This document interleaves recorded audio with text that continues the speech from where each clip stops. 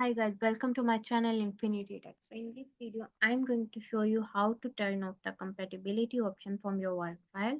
Here you can see I'm going to my Word file, and from with the document file name, you can see the compatibility option. So it's mean your compatibility mode is turning on right now. So how we can turn off this? Simply you need to go to the file and then you need to go to the info. In the info here you can see this is the compatibility mode. Simply you need to click on this convert button and then you can see the pop-up.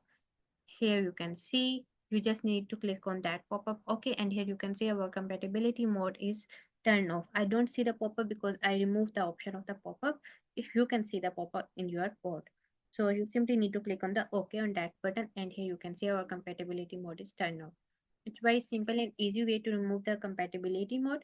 To get more informative videos like this, just follow my channel Infinity Tech. Bye.